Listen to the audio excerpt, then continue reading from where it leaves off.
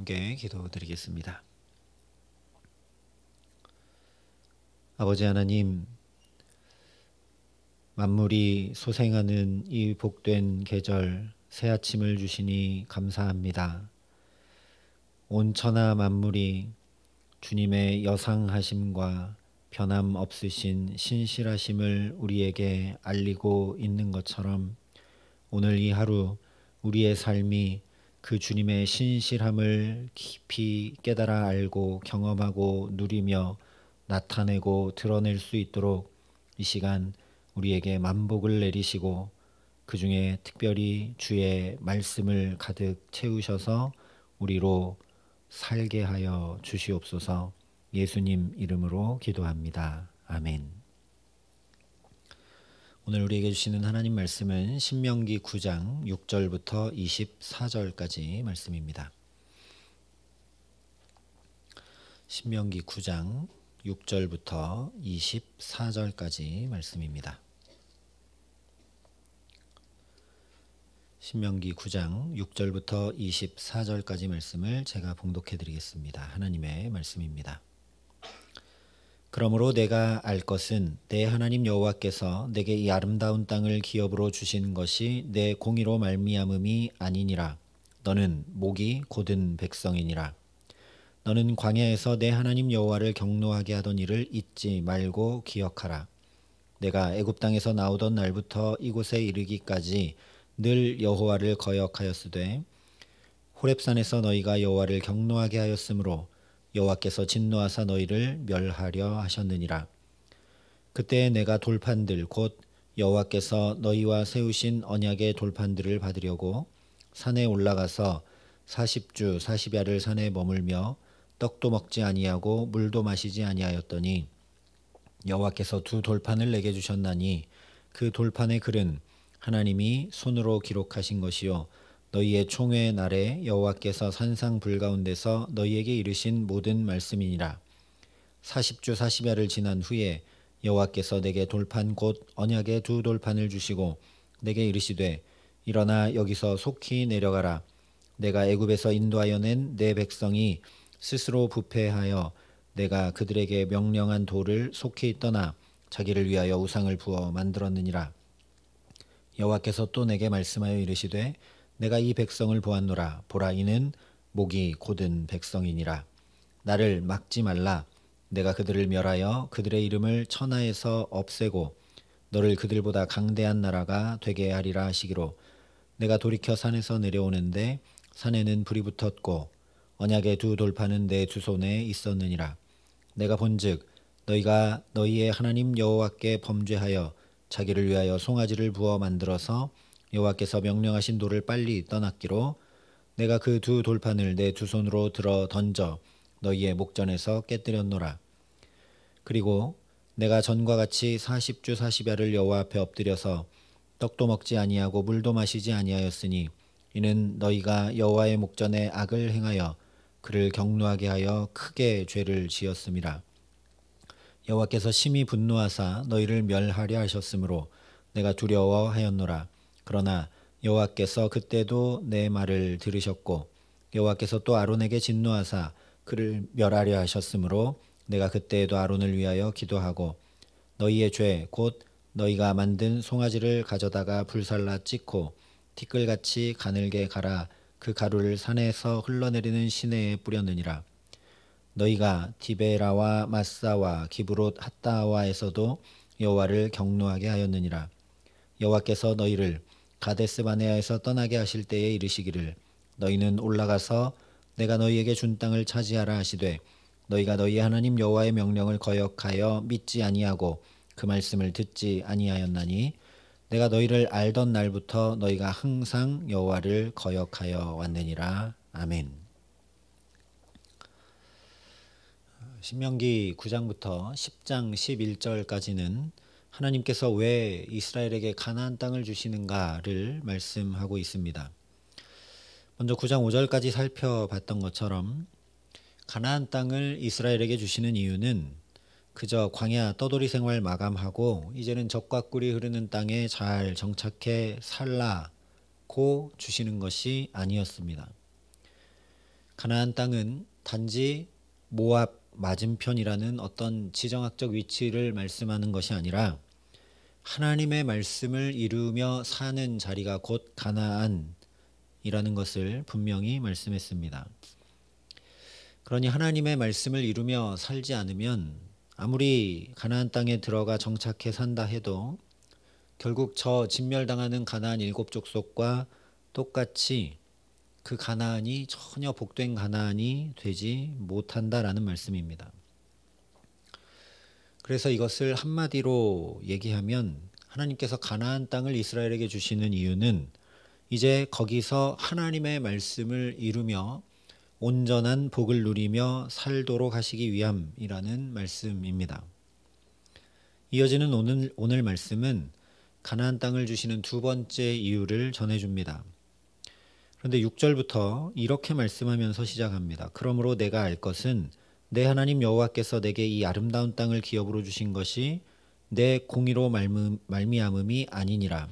너는 목이 곧은 백성이니라. 하나님께서 가나안 땅을 주시는 이유가 너희가 목이 곧은 백성임을 알게 하시려고 라고 말씀합니다. 이유가 선뜻 이해하기가 좀 어렵습니다. 그래서 6절이 그러므로 라고 시작하고 있는 것을 우리가 주목해야 합니다. 그러므로는 명백하게 결론 지을 때 쓰는 표현이죠. 그러니 앞에 5절 말씀을 다시 살펴봐야 합니다. 내가 가서 그 땅을 차지함은 내 공의로 말미암음도 아니며 내 마음이 정직함으로 말미암음도 아니요 이 민족들이 악함으로 말미암아 내 하나님 여호와께서 그들을 내 앞에서 쫓아내심이라. 여호와께서 이같이 하심은 내 조상 아브라함과 이삭과 야곱에게 하신 맹세를 이루려 하심이라. 여기 분명히 말씀하고 있듯이 이스라엘에게 가나안을 주시는 이유는 조상들에게 하신 맹세, 즉 언약의 말씀을 이루시기 위함이라고 말씀합니다.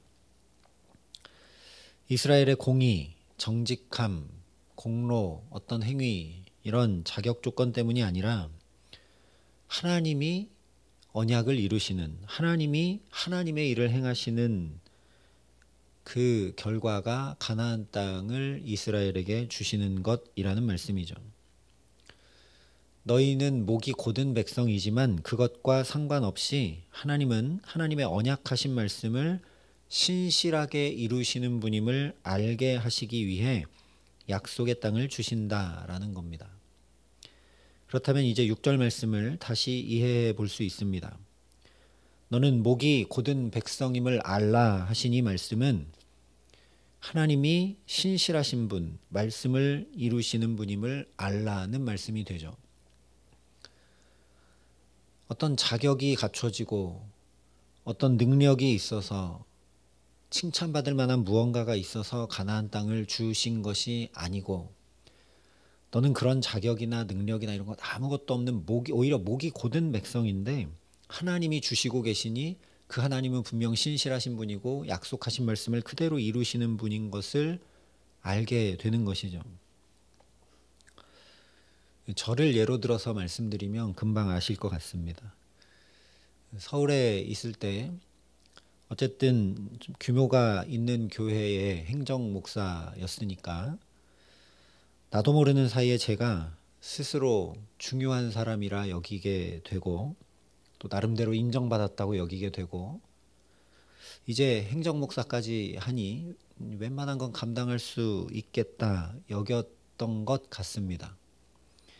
그런데 이렇게 담임 목사로 부임하고 보니까 정말 나는 너무나 실력이 없고 인격도 영성도 너무나 모자란 사람, 너무나 준비가 잘 되어 있지 못한 사람, 설교와 목회를 해나가기엔 너무나 부족한 사람이라는 것을 날이 갈수록 더 느끼고 깊이 깨달아 알게 됩니다. 그런데 이렇게 담임 목회를 하고 있으니 더 알게 되는 건 뭐냐면 정말 하나님의 은혜고 기적이구나 이것을 정말 알게 됩니다. 매주일 강단에 설 때마다 또 기적이고 또 기적입니다. 그냥 겸양으로 드리는 말씀이 결코 아닙니다. 실제 저를 보면 날마다 은혜와 성령이 충만해서 말씀을 전하지도 못하고 사랑이 가득 넘쳐서 성도들을 하나하나 살피며 돌보지도 못하고 더군다나 다른 건 몰라도 말씀을 전하고서 그 말씀은 저부터도 살지 못하는 그런 모습을 실제 부목사 때보다 지금 훨씬 더 자주 많이 보게 되고 직면하게 되기 때문입니다. 저의 드러난 그런 민낯을 제가 스스로 보게 되니까 더 분명히 알게 되는 건 이런 자도 붙드시고 이런 자도 세우시고 이런 자도 사용하시는 놀라운 신실한 하나님의 능력과 사랑입니다. 제가 목이 곧은 자인 것을 알고 또 알수록 정말 하나님은 신실하시다. 하나님의 영광을 다른 어떤 것에도 빼앗기지 않으시는구나. 내가 목회를 잘해 나가고 내가 설교를 하늘에서 불이 떨어지듯 은혜를 내려서 하고 성도들을 하나하나 살피고 행정을 깔끔하게 하고 뭐 이런 것과 아무 상관없이 하나님이 이 교회의 주인이 되셔서 하나님이 행해 가시고 하나님이 다스리시고 하나님이 역사하시는구나 하는 것이 제 안에 더 확실해져 갑니다.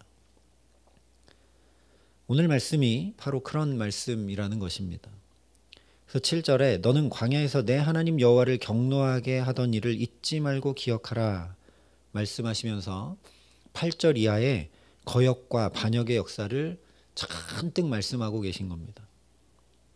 8절부터 21절까지 하나님은 시내산에서 이제 이스라엘 백성과 앞으로 함께 만들어갈 거룩한 백성 제사장 나라를 설렘으로 이렇게 꿈꾸시면서 가슴 벅찬 십계명을 주시려고 준비하시는데 시내산 아래 남아있던 아론과 이스라엘 백성들은 까맣게 하나님 믿고 금송아지 우상을 만들어 섬겼던 일을 길고 자세하게 말씀을 합니다.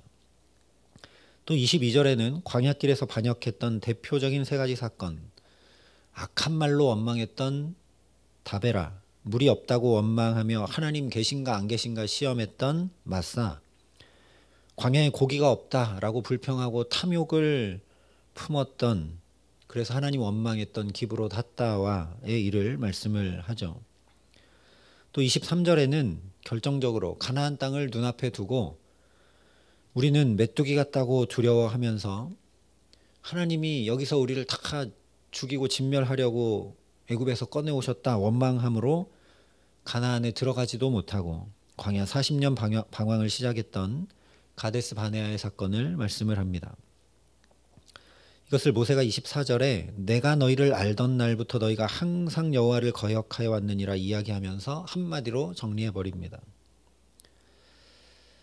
이렇게 지난 날들에 기억하기 싫고 누가 그런 건 좀 말 안 했으면 좋겠는 것 같은 일들, 하나님을 거역하여 경노하게 했던 일들, 그야말로 수치스럽고 민낯과 같은 것을 직시하여 보는 동안 더 확연하게 드러나는 건 그럼에도 불구하고 여전히 말씀을 이루신 하나님의 사랑입니다. 신실하심입니다. 그토록 하나님의 명령을 거역하고 믿지 않고 그 말씀 듣지 않았음에도 이스라엘이 멸망되거나 소멸되지 않고 지금 이렇게 가나안 땅을 눈앞에 두고 있기 때문이죠. 우리가 흔히 말하듯이 사랑의 반대는 미움이 아니라 무관심입니다. 하나님께서 모세가 얘기하는 것처럼 항상 여호와를 거역하는 이 백성, 그토록 반역했던 이스라엘을 참으로 멸하려고 하셨다면 굳이 말할 필요도 없이 그 자리에서 끝내면 됩니다. 그런데 여기까지 오게 하시고 여기까지 오게 하시는 동안 하나님이 계속 경노하시고 진노하셨다 오늘 잔뜩 말씀하는데 그것은 명백하게 하나님이 이스라엘을 끝까지 붙드시려는 애끓는 사랑임을 드러내는 것이죠. 우리도 누군가 더 이상 관계하고 싶지 않으면 그냥 말 안 하고 끊습니다. 그런데 그 사람과 관계하기를 포기하지 않으면 최소한 화를 내거나 어떤 반응을 보이게 마련이죠. 그래서 14절에 재밌는 표현 하나가 등장합니다. 나를 막지 말라. 하나님이 모세에게 나를 막지 말라 이렇게 얘기하십니다. 드라마나 영화나 또는 만화 같은 데서 보게 되는 것처럼 나 막지 말라. 잔뜩 막 화를 내지만 사실은 제발 옆에서 누가 막아주었으면 하고 바라는 그런 장면처럼 하나님께서 나를 막지 말라 말씀을 하십니다. 하나님의 본심은 이스라엘을 멸하려고 하심이 전혀 아니라 살리려 하심이다. 나 좀 막아라, 이런 얘기입니다. 오늘도 거역과 반역의 역사들을 들추어서 너희는 목이 곧은 백성이고 처음부터 지금까지 항상 여호와를 거역했다 말씀하시는 것은 책망과 추궁이 아니라 제발 그렇게 더 이상 살지 않기를 바라시는 하나님의 애절한 마음이라는 것이죠. 단순히 생각해봐도 목이 곧은 백성인 것을 알라는 것 자체가 하나님께서 포기하지 않으셨다는 강력한 증거일 뿐 아니라 회개를 촉구하는 것이고 더 이상 그 거역과 반역의 역사를 쓰지 말라는 말씀이죠. 마치 내가 얼마나 심각한 병에 걸렸는지 알지 못하면 식습관도 생활 방식도 전혀 고치지 못하듯이 내가 얼마나 약하고 부족하고 지혜 없고 죄악 가운데 있는지 알지 못하면 새로워질 방법이 없습니다. 근데 예를 들어서 의사가 당신은 암입니다. 그동안 식습관을 이렇게 잘못했고 운동도 하지 않았고 그래서 이렇게 암입니다. 얘기를 해주면 정신을 차리게 되죠. 오늘 말씀이 그런 거라는 겁니다. 잔뜩 반역과 거역과 패역한 역사를 쭉 얘기해 주시는 진단을 정확히 받게 하셔서 깨어 정신을 차리게 하는 것이죠. 그러고 나면 잘못된 습관, 좋지 못한 음식 다 끊어내고 부단히 새로운 삶을 누구나 살아가게 마련입니다. 그러므로 결론적으로 말씀드리면 하나님께서 이스라엘에게 가나안 땅을 주시는 두 번째 이유는 무엇이라고 말씀하고 계시는 것이냐? 새롭게 하시기 위해서, 너무너무나 이스라엘이 새로워지기를 원하셔서라는 겁니다. 오늘 우리도 마찬가지입니다. 어제까지 어떤 실수와 잘못과 죄 가운데 있었다 할지라도 이렇게 또 새날을 환히 열어주시는 이유는 우리로 하여금 제발 더 이상 어제까지처럼 살지 말고 참으로 이 환히 열린 새날처럼 새롭게 살라는 분명한 증거입니다. 마치 의사가 정확한 진단을 내려주지 않으면 내 상태가 얼마나 심각한지 모르듯이 내가 할 것은 목이 곧은 백성이라는 하나님의 말씀이 내게 들려오지 않으면 새로운 삶으로 나아갈 길이 없습니다. 그러니 나를 정확하게 알게 하고 내 연약함과 죄를 직시할 수 있게 할 뿐만 아니라 모든 혼돈과 공허와 흑암을 물리치고도 남음이 있는 능력의 말씀, 생명의 말씀이 밝히 끊임없이 우리에게 들려오게 하시기를 간절히 기도합니다. 그래서 우리 삶이 이 상태 이대로 계속 되거나 또는 여기에 그냥 멈춰 머무는 것이 아니라 참으로 새로워지게 하시기를, 나 같은 자도 예수께까지 자라가기를 나보다 더 원하셔서 오늘도 내게 새날과 새 생명 허락하신 그 주님 바라보는 저와 여러분 될 수 있기를 간절히 소망합니다.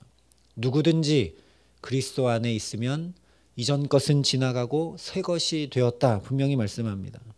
그러니 오늘도 주님 안에 거하고 그 주님의 말씀으로 나를 비추고 그 주님, 나보다 나를 더 새롭게 하기 원하시고 제발 새로워져 온전히 복을 얻는 삶 살기를 원하시는 주님께 붙들려 살아가는 복된 오늘 되게 하시기를 우리 구주 예수 그리스도의 이름으로 간절히 축원합니다. 함께 기도하시겠습니다. 아버지 하나님, 누구든지 그리스도 예수 안에 있으면 이전 것은 지나갔으니 보라 새 것이 되었도다. 말씀만 하지 아니하시고 주님 안에서 참으로 이렇게 새날을 맞이하게 하심을 감사드립니다.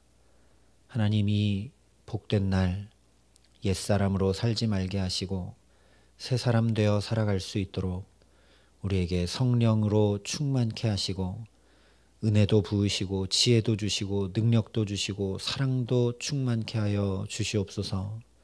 무엇보다 내가 어떤 상태인지 정확히 알 수 있도록 빛 되신 주님의 말씀이 우리 삶을 환히 비추게 하여 주셔서 그 말씀이 비추시는 빛을 따라 새로운 걸음으로 나보다 내가 더 새롭게 되기를 원하셔서 생명까지 다 버려주신 그 주님께 붙들리고 그 주님 안에 거하여 이 귀한 날을 살아감에 부족함이 없도록 이 기도의 시간 우리를 붙드시고 역사하시고 함께하여 주시옵소서.